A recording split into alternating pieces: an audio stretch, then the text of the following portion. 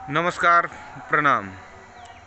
इस समय हम चर्चा करने जा रहे हैं बिहार में एमएलसी चुनाव होने वाला है 24 सीटों पर। इसमें खास बात यह है कि जो यह चुनाव लड़ा जाता है ना, दरअसल किसी मुद्दे पे नहीं लड़ा जाता है। अरे आप चुनाव लड़ रहे हैं, ये जो मतदाता हैं उनकी समस्याएं होती है, वो अपनी समस्या को समाधान करने के लिए वोटिंग करते हैं ताकि जिनको वो वोट दें, जो जीत के जाए, वो उनकी समस्याओं का समाधान करे। लेकिन यहाँ पर ऐसा कुछ नहीं है। यहाँ लोग करोड़ों रुपया खर्च करते हैं। दरअसल क्या है ना कि मतदाता अपनी जागरूकता खुद जागरूक नहीं होना चाहते हैं। उनको एक दिन 5,000 या 2,000 रुपये दे दिया जाता है, वो अपना वोट दे देते हैं। इस चक्कर में आज से लगभग 20 साल से पंचायती राज व्यवस्था पिछले 20 साल से कंटिन्यू चला आ रहा है।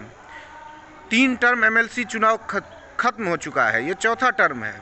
आज तक यही वजह है कि जब इनको अपना अधिकार नहीं पता है, या ये अपना अधिकार लेना नहीं चाहते हैं, या इनके अधिकार के लिए कोई बोलने के लिए तैयार नहीं होता है, तो इसीलिए इनको अधिकार नहीं मिल रहा है। अभी इस समय देख लीजिए कि वार्ड मेंबर का तनख्वाह है 500 रुपया, पंचायत समिति का 1,000 रुपया, मुखिया का 2,500 रुपया, जिला पार्षद का 2,500 रुपया। अब आप बताइए कि ये सब कहाँ से जायज़ है? 500 रुपया तो एक दिन का दिहाड़ी होता है, और लोग एक महीने 500 रुपया में कैसे काम करेंगे? एक महीना 1,000 रुपये में कैसे काम करेंगे? और फिर आप ये उम्मीद करेंगे कि भैया पंचायत में भ्रष्टाचार ना हो, देश में भ्रष्टाचार ना हो।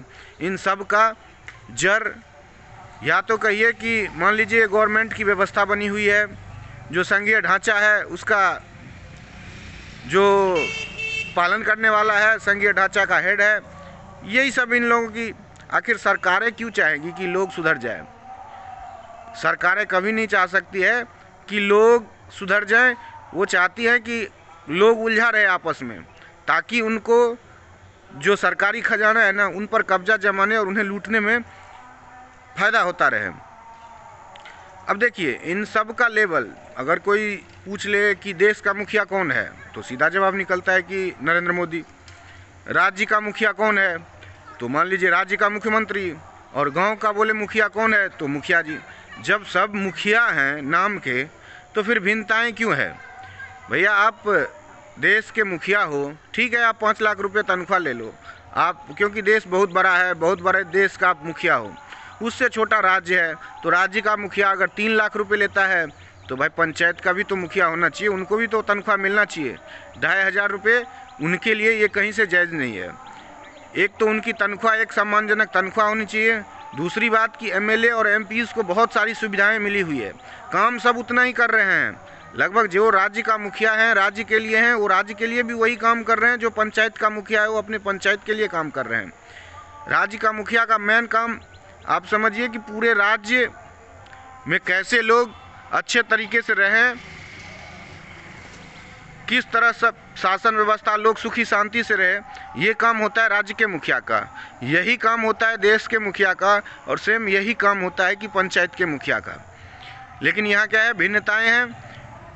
सांसद और विधायक बहुत सारी इनको फैसिलिटी मिलती है। खैर कोई बात नहीं, उनको बहुत मिलती है, उनका क्षेत्र बड़ा है। अब देखिए, सांसद और विधायक को 2,000 या से 4,000 यूनिट पर महीने बिजली फ्री मिलती है। बहुत बड़ा है, ठीक है, आप लीजिए।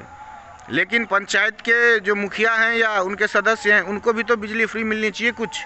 अरे उनको ज़्यादा नहीं, 200 से 500 यूनिट बिजली फ्री दे दीजिए। और जैसे आप स्वास्थ्य की बात कर लीजिए, विधायक या सांसद जो भी हैं, इनके फुल फैमिली का इलाज कहीं भी हो फ्री में होता है, या सरकारी निम्न कॉस्ट पे होता है। भाई उसी तरह ये बहुत बड़े क्षेत्र के हैं, सीधी सी बात है। तो पंचायत के जो मुखिया हैं या उनके प्रतिनिधि हैं, तो कम से कम उनके परिवार में एक मेंबर का तो होना चाहिए इलाज। ये मुद्दाएं सबसे जटिल मुद्दा है। और सारी सुविधाएं हैं, जैसे मान लीजिए विधायक या सांसद को गाड़ी से जाने आने के लिए भी 20 रुपये पर किलोमीटर मिलता है रुपया। अरे इनका क्षेत्र छोटा है तो कोई बात नहीं, ऐसी बहुत सारी सुविधाएं हैं। कम से कम ये 3 मुद्दा बहुत जटिल है, जो कि इन लोगों को मिलना चाहिए। मेरा यही मुद्दा है, मेरा मकसद यही है एमएलसी चुनाव लड़ने का, कि मैं इन लोगों को इनके मुद्दों के लिए आवाज़ उठाऊं और इनको सम्मान दिलवाऊं। बाकी यही बात मैं लोगों के बीच जा करके समझाऊंगा कि आपकी ये समस्याएं हैं, और आप अगर 5,000, 2,000 या 1,000 रुपया ले करके वोट देते हैं तो इसीलिए आप 18 साल से पीछे हैं। अगर आप एक बार बिना पैसा लिए वोट करेंगे तो आपको परमानेंट पैसा मिलता रहेगा।